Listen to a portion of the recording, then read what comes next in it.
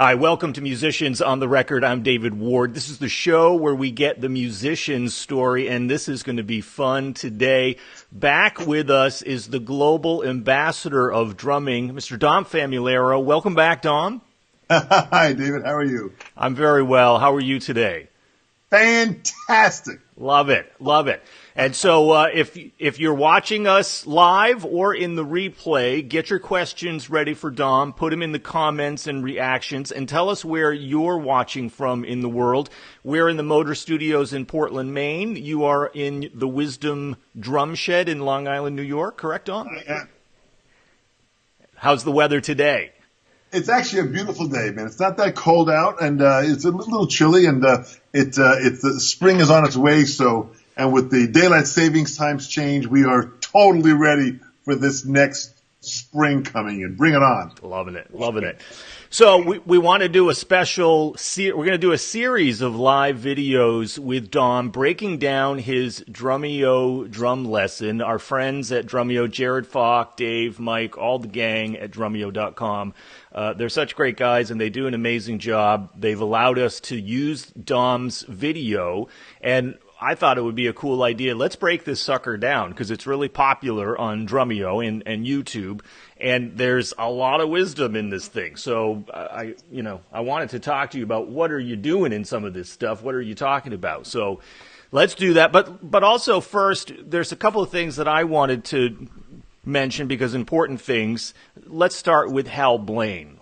Obviously, sad news with the passing of Hal Blaine. You knew him.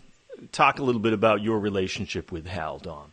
Well, I met Hal many, many years ago, and here's a man that was really, and I mentioned this in the interview that I did with him on the Sessions panel, and I said, Hal, when I was growing up in the 1960s, hearing all the great songs that were on the radio, I mean, song after song was not only a great song, but there were always these great drum grooves and fills that were played. So I had made a list of my 10 top favorite songs that I had loved, that I wanted to meet the drummers and study the drummers, until I realized that 9 out of the 10 of them were Hal Blaine. And it really was that way. He was on all of these hits that happened, whether it was for Frank Sinatra, the Carpenters, the Beach Boys, whatever was going on, Hal was there playing drums. He was a session drummer at that time out in L.A. in the 60s and 70s. And at that time, his group, The Wrecking Crew, and I highly suggest everyone to go out there and go to Netflix and watch the movie The Wrecking Crew. Yeah. W-R-E-C-K-I-N-G, Wrecking Crew, like in wrecking, destroying. And that came about because when all the classical musicians that were in the studios in L.A. doing all the movies and TV shows, they would all come to work dressed in suits and ties, and they were very, very, legitimate people, and there was like 100, piece orchestra. And then when they wanted to bring like a rock and roll element to that orchestra, they brought in this rhythm section of Hal Blaine and Glenn Campbell on guitar and Carol Kay on bass and all these phenomenal Don Randy on keyboard and just these phenomenal musicians, Tom Tedesco on guitar. And they brought them in, and they all kind of came into the studio wearing jeans and T-shirts. So when they walked into the studio looking like bums, for the lack of better terms, a lot of the classical musicians were saying, why, these musicians here, they're wrecking the industry. And Hal Blaine said, well, that's right, because we're the Wrecking Crew. We're here to wreck the industry. And, of course, they did just the opposite of that. Right. They built the industry up to a high level because when they played on these tunes and added this rhythm section, contemporary pop rock sound, all of the movies and TV shows, exploded from that point. So the Wrecking Crew is a very important part in music history. Yeah. And Hal was just a saint of a man and just a beautiful guy. We lost him at the age of 90. Long life, wonderful man, did many, many great things, made a difference in his life and with his life, and a real good person. Yeah, what an incredible life, incredible music and legacy, right? So just awesome. Thanks, Hal, for the music. The other thing I wanted to check in, we talk about doing good works in the world. You and this amazing organization called Can Do Musos, candomusos.com, 6th anniversary, 6th birthday. Is that today or just recently? That was actually, I think it was today, which is amazing about it. And, it was just so great in my studio here in Long Island. It was it was a snowy day at that time. And, Andrew Hewitt came down from Sydney, Australia. He flew in for some lessons with me. And Mike Mignona, who came up from Tennessee, and David Siegel, who came down from Connecticut. When I knew Andrew was coming in from Australia, and Andrew was challenged in how he is, and David and Mike, all different musicians that I met in the course of my travels, I brought them all together. I said, guys, there's something here. I said, I really believe something is really kind of, something is really set up here that we can do something bigger. We put our heads together. I noticed that all of these phenomenal musicians had a can-do attitude. So we came up with can-do musos. And musos is a term for a serious musician. If you're in England or in Australia, they use this term a muso. And I kind of like that word that I used to hear. Hey, if you're a muso, you're real serious and dedicated to what you do. So I came up with the term, with these guys, can-do musos. We got a website, put it together. Now we have 315 musicians from 35 countries. It's incredible. And if you go to the website, candomusos.com, candomusos.com, every story, just go to where it says Global Family, click on a flag of the country, and you'll see phenomenal musicians and stories and video of them playing and speaking. It is absolutely inspiring. It's incredible. What even inspired you to develop this or create this with them, Dom? Because you didn't have to. Well, David, and thanks. That's a great question. As I traveled around the world, I kept on meeting musicians that would come to my clinics and my events, who wasn't in a wheelchair, who was walking with crutches, who was blind and was being led by somebody. And all of these musicians that would come to my events globally and sit down and meet up with me and talk to me, I wanted to, hear more about their story. So I asked them for their information, their card of their address and email address and contact information. And I just kind of saved it. So I had about a handful of these cards on my desk. And I said, something's here. And I said, boy, imagine if we could have a connecting, now the use of the internet, a connecting way that we can bring these musicians and showcase them and feature them in their lives. It's absolutely fantastic. So I had this idea in the back of my head. Then finally, when I met Andrew, and Andrew was coming out to my studio, that's when I called up David and Mike and said, guys, come on down. I've got some ideas. Let's put our heads together.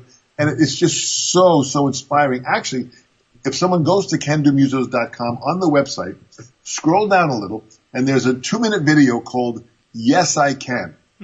This was a London-based production company, a TV production company that contacted us that wanted the names of some of our can-do musos to put into a promotional advertisement for the Special Olympics a couple of years ago.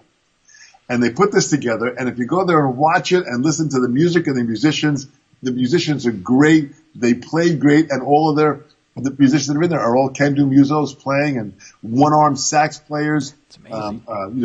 Drummers that have no arms that are playing with their feet. I mean, it's beyond comprehension how great it is. It's really incredible. Yeah. Well, thank you for that. I've met a lot of those folks there from Can-Do Musos. They're incredible musicians, and you're a mensch for doing that. So it's awesome. All right, so get your questions and comments in for the Global Ambassador. We are live on Musicians on the Record. We are on Facebook, or if you're watching this in the replay, let us know where you're watching from in the world. All right, let's get into it, Dom. David, I'm watching this now. How do I find this on Facebook? Okay, so you go to Musicians on the Record or at Musicians on the Record on Facebook, and you refresh your page so that, and scroll down a little bit. I'm watching it here, showing that we're live. Let me make sure I have this here so I can. No problem. See what we're doing here. Let's see. You're watching this live now, so I scroll down a little. Yes. Oh my gosh, I can see it now. Can you see us? David, I look like hell. No. It's George Clooney in the flesh, ladies and gentlemen. It's unbelievable. You get mistaken all the time. All right. Well, thanks to our friends at Drumeo. Let's go into the clip a little bit here, Dom, and you watch on your device there, and I'll stop it, and we'll do some comments, and if anybody has any questions, we'll get to that as well. All right. So let's do this. I'm back, drums. I'm going to hit each and every one of you, and I don't know what positions I'm going to play. I'm just going to play it. Let's see what we have here.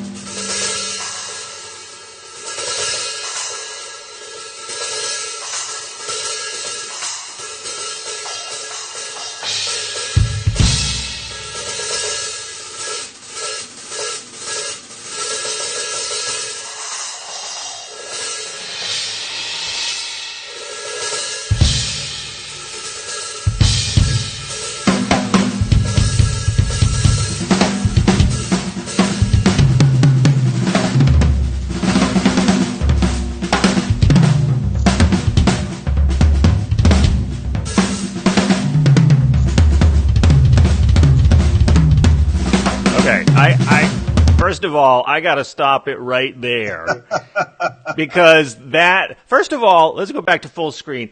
I don't see anybody playing like this anymore, Dom. It's mind blowing. I think you're very underrated as a player. We've talked about your own style of finding your own voice and your own style.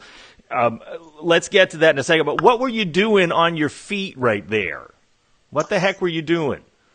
First of all, David, what's amazing is I have to thank everybody at Drumeo, Jared Falk and Dave and his team. These people are so fantastic to put together a studio like they have in Vancouver to allow literally hundreds of thousands of drummers to watch and learn and be inspired by drumming. And by going out to Vancouver and doing the show, it was extremely exciting to go out there and be a part of their team and just to experience the fun of what happens at Drumeo. And I have been honored to be invited back. I go back the end of April to shoot a couple more lessons and events with Drumeo. A part of what I do is, my playing is who I am. So I learned all these different techniques and these concepts. I listened to many great jazz players who were great, great soloists. Not only drummers, of course, that was my primary listening to, but I listened to great soloists like Charlie Parker and Oscar Peterson and the Prez, a great tenor player, and Coltrane and all these great, great artists and Wes Montgomery on guitar. And when I would hear all of them solo, they soloed in a sound that was totally who they were. So I always kind of liked that. So this opening solo was just a free-form solo where I'm kind of getting to know the drum set and getting to know the sounds of the toms and the cymbals, and I'm just hearing some music in my head, and I'm going for it. So a lot of the side shots that they have of my feet are literally where I'm allowing my feet to play a single-stroke roll while I'm coloring cymbal sounds and grooves on top of that. So it allows me to kind of have this rumble with my feet going on while I can have this melody on top of that. So I kind of think of it as a layer of a symphony to a certain degree, where the lower bass tones are growling, my feet are kind of going, while I'm kind of playing this other melodic and expressive sound on top of that. So it's really kind of just in the moment, how I felt at that moment, and I just kind of go for it. That's amazing. Your comment of I'm getting to know the drum set. What does that say more about that? It's like a relationship you're having with it. Yeah, this really is that. When I get to every event that I have around the world, and especially as I did at Drumeo, and Jared and his team were fantastic. When I request my drum kit, they had exactly what I wanted there. So I had a Saturn V drum kit there, which I like because of the shell composite that Mapex makes. And because of that, I have my drums, my tom-toms, 10, 12, 14, 16, and a 22-inch bass drum. So I start there with a 4.5-inch snare drum by 14. So when I get the exact sizes of my toms, then I put on them, when I'm setting up, the UV1 made by Evans. These are some heads that are just fantastically clean and precise sounding heads, where when I put them on, because of their level 360 equalness around the way the rim is made, when I put that on the shell, it just tunes so easier. So I get a great tone out of the drum set, but each drum has a different sound in the room that I'm in, so I'm kind of tuning it with the sound in that room. That cymbal setup that people are watching are my exact cymbal setup that I carry with me that Sabian had, given to me many, many years ago, and I kind of wanted to bring that one in there. That's an HHX sound. I kind of like that sound, and I like the way the HHX cymbals blend with the shell of the actual Mapex drum set and the actual UV1 Evans heads. So again, the sound of the shell that's vibrating, the tone of the head, the way I have it tuned, and my cymbals all blend together to produce my sound. So I'm getting to know the kit with how I have it set up in that room, the sound, what I'm hearing, and I'm just discovering all aspects of the drum set, which is really kind of a fun adventure. It's amazing. So this was not your kit from your studio. This was something that Mapex and Sabian sent to Drumeo. Absolutely. Drumeo contacted the Mapex distributor in Canada. Nice. They know exactly what my requirements are. They shipped this drum set out in advance. And then Evans Drumheads, the great people at D'Addario, they shipped out my heads to have for me. I play ProMark sticks. I carry them with me. I carry my Sabian cymbals with me. So when I get to every event globally, no matter where I am, I go through this same process. I've got to set up this kit from scratch. And I love this process. I love kind of, getting to know the drum set and tuning it and feeling it and adjusting it and then playing it and feeling comfortable on it.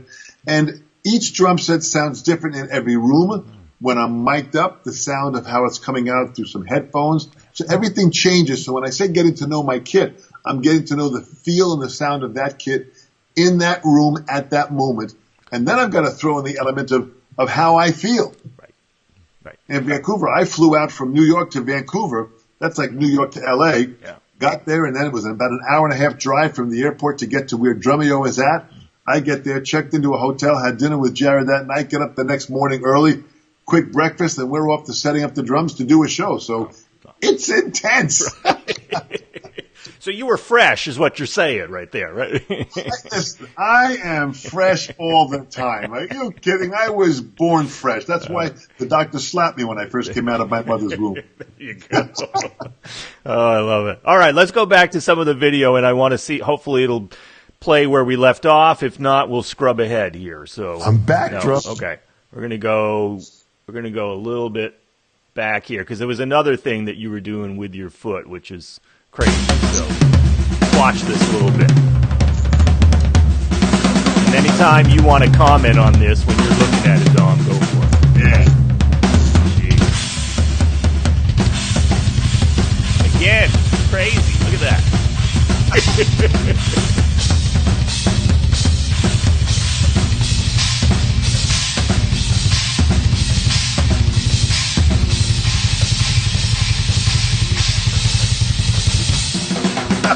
That is unbelievable.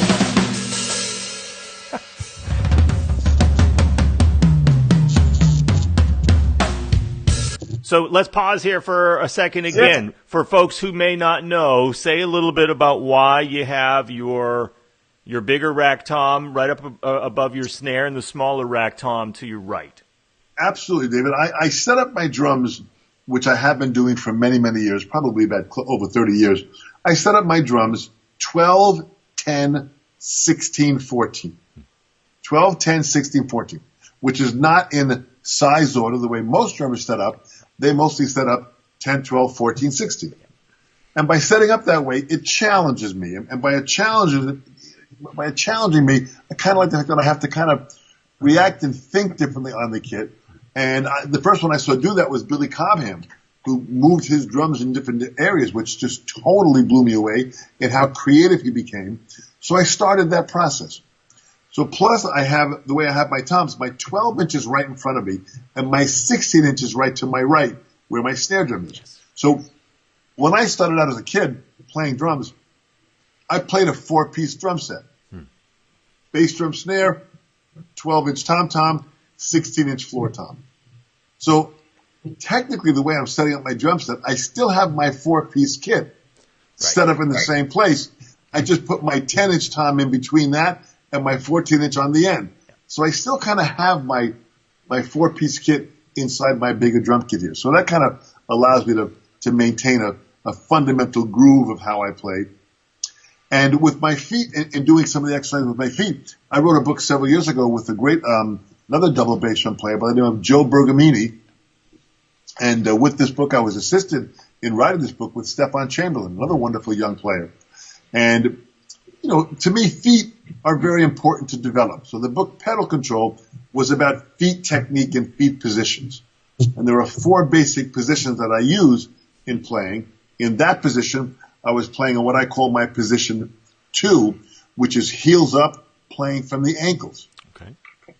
So by playing, if I want that rumble of my bass drum feet, to get that sound, that speed, fast, powerful sound, I use position 2, which again is heels up, about an inch off the peck of the pedal, and I'm playing from my ankles.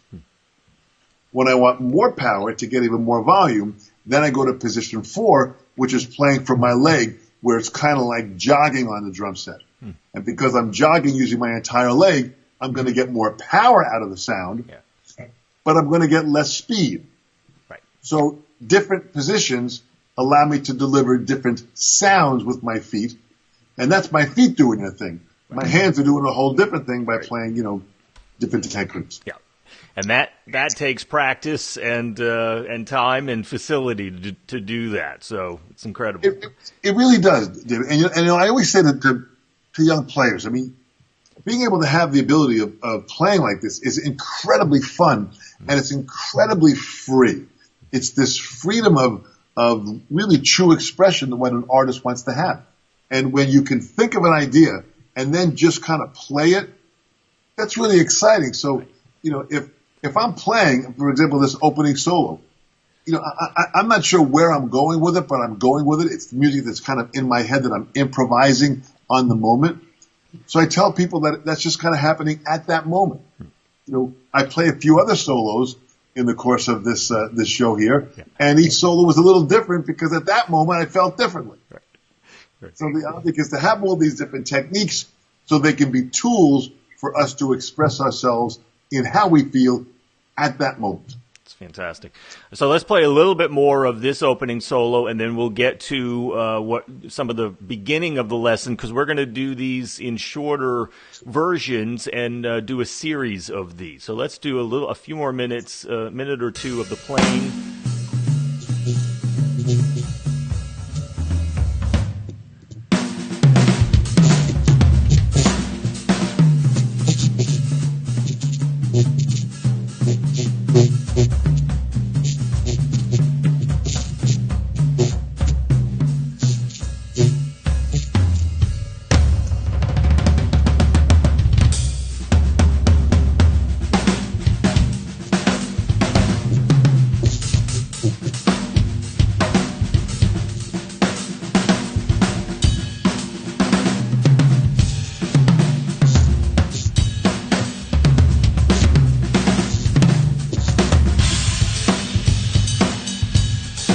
This is incredible, too. I'm going to pause this here.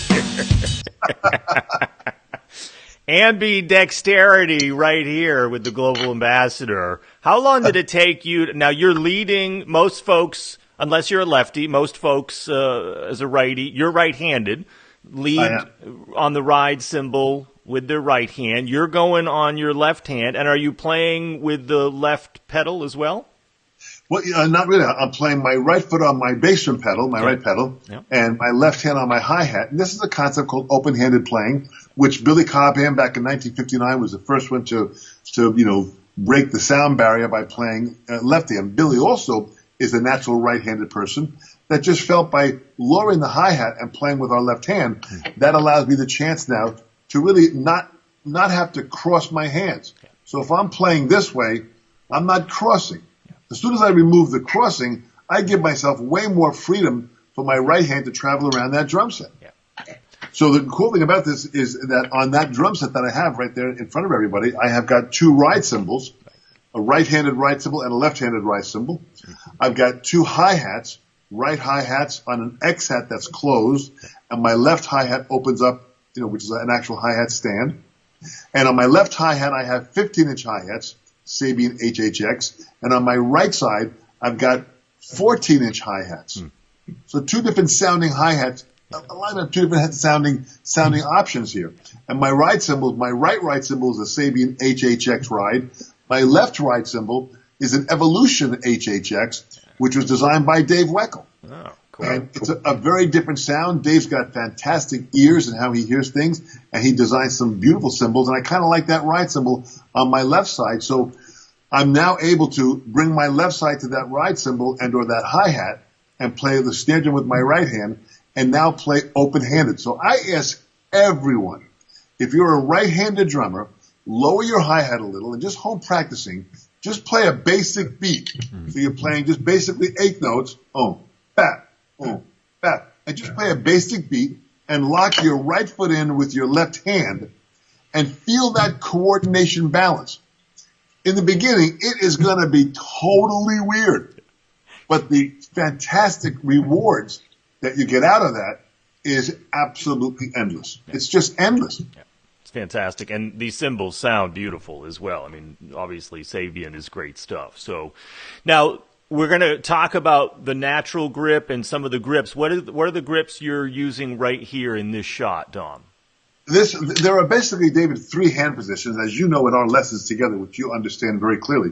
But I mean, there are three basic hand positions. This Germanic position, if I stand up here, this Germanic position where my elbows are relaxed and my sticks are at a 90-degree angle, this position allows me to use all 13 muscles that are in my hand. So if I'm on the bell of a ride cymbal, I might be playing that bell of a ride cymbal in my German position. The second position is the American position, where we come in a little bit more, and now we come into about a 45-degree angle. This now allows us to use about 8 muscles that are in our hands, and those 8 muscles now need to be stretched and developed, because there are sometimes when I'm playing the snare drum where I might be in my American position. Third position is that a French grip position where the thumbs are on top of the stick and the sticks are parallel, and in that position, I might be playing my ride cymbal in French position while I'm playing my snare drum in American. Yeah. Right. And when I go around the drums, those three hand positions might be involved in all of the movement as I go around the drums. So if I develop the muscles in each of those hand positions, when I go to use them on the drum set, it completely gives me the freedom to get around the drum set without any glitching. You know, a glitch is when you play and you kind of get a little jammed. Yeah. Like a video glitch. That's how I play. Yeah. It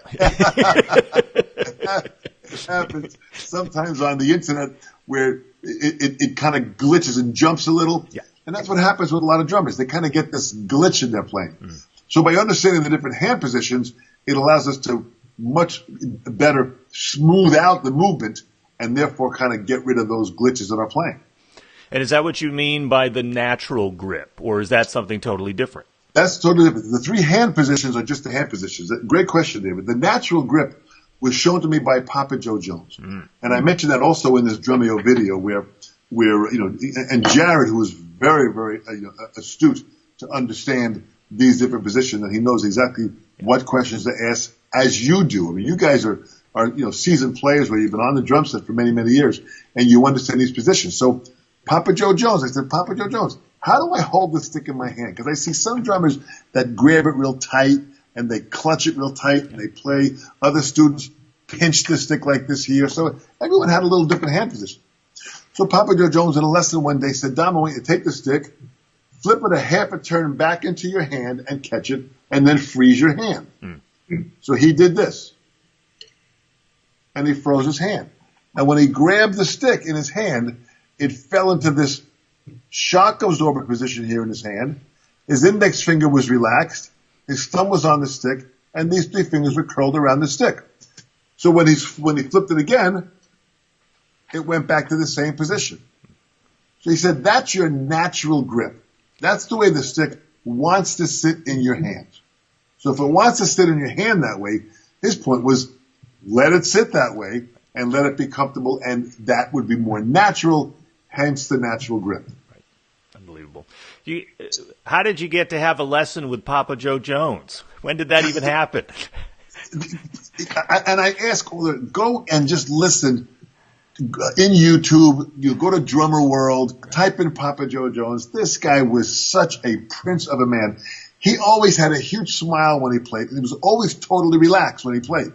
And there was a drum shop in New York City on 48th Street called the Professional Percussion Center, Professional Drum Shop, run by Frank Ippolito. And Frank was a wonderful drummer himself that played with many of the club bands that were happening and different, wedding bands and high-end, parties. He played very sophisticated music and opened up a drum shop in New York City. And at that drum shop, every time I take the train from Long Island to go into New York City to buy product, because he always had all the newest stuff there. So I'd go in the train and go in there. And this son of a gun, I go in one day, and every day I went in there, there'd be a different named drummer just hanging out. So when Papa Joe Jones was hanging out, doing nothing, had time off in the afternoon before his gig at night, he'd come and hang out at the music store, at the drum shop. Elvin Jones was there. Tony Williams would come by there. Mel Lewis would come by there. Philly Joe Jones. So I met all these guys just by going in at any given time into this drum shop and meeting these great players. And one day, I walked in and Papa Joe Jones was there. And Frankie Blito said, Dom, do you want to take a lesson with Papa Joe Jones? Yeah. And Papa Joe Jones was right there. Now, Papa Joe Jones, aside from being a great, great drummer and teacher, was just a phenomenal dancer also. So his Really? movement was always very, very smooth. And he played with the Count Basie big band, which was big bands that was out there. So I said, I would love to have a lesson with Papa Joe. I said, how much is the lesson? He said, well, open up your wallet. How much money do you have on you? So I opened up my wallet. I had $40 in my wallet, which at that time was it was a lot of money at that time, back in the early 70s, right? So I opened up $40. Frank Gambino reaches into my wallet and takes out the $40 and says, that'll be enough for the lesson. He gives it to Papa Joe Jones, and Papa Joe Jones puts his arm around me, and we walk into the back room to the teaching room. We go into the room, and there's a drum set there, and that began this entire, relationship with this great, just a beautiful man, Papa Joe Jones. Unbelievable. What a gifted life you have led so far, meeting all these guys. Plus, we haven't even gotten to the Buddy Rich stories. We'll do that another time, right? It's unbelievable. So, and David, I believe, I was blessed to be living on Long Island. And the advantages of Long Island was it was a short drive to New York City, where all the great players were playing at this time in the 60s and 70s. And also, I lived in a house. The great thing about Long Island is you lived in a house that had a basement, so I had a place to practice. Sure. Right. A lot of people that live, either too close to the city, can't practice there, or people that don't have basements, Right. So the advantage of being able to have a place that I could, not drive people crazy because of my 8 hours a day practicing. Right. I could hop on the train real fast and go into New York and hear these great players. Amazing. So the level of inspiration, and then once I was inspired by coming back on that train, I would get home and I would be able to practice. So it really kind of generated this excitement about playing drums. Yeah, sort of fed itself. And the neighbors didn't mind. They didn't care. I was very fortunate. I kind of soundproofed my basement, and my neighbors were very kind, to say the least. Absolutely. That's really great. That's fantastic. All right. Well, what do you think? You want to do another minute or so of this lesson, or do you want to wrap it here and then we'll come back because we've gone over the grips? What I think we could do is we're about 32 minutes here, 33 minutes. What I'd like to do is maybe come back and do the Gladstone, Lawrence Stone, and Moeller. Absolutely. We can wind it up here so people kind of get that feel for what we have here. Right. Have them go to the YouTube channel for Drumeo and watch the actual full-length show the way it is, and subscribe to the Drumeo channel so they get on YouTube so they're able to hear future videos that are coming out from Drumeo. And also I asked everyone to go and subscribe to the Sessions panel, which is a fantastic interviewing opportunity that I've had with top musicians. Go there and watch the interviews and subscribe to it, because the more subscriptions, the more people that are involved, the more we can do. But the same thing with what you're doing, David, with Musicians on the Record. I tell everyone to go by there and subscribe to the YouTube channel, because you've had some fantastic people on here, as you had with Hal Blaine, which I went back to hear that, and it was just absolutely fantastic. Well, thanks to you.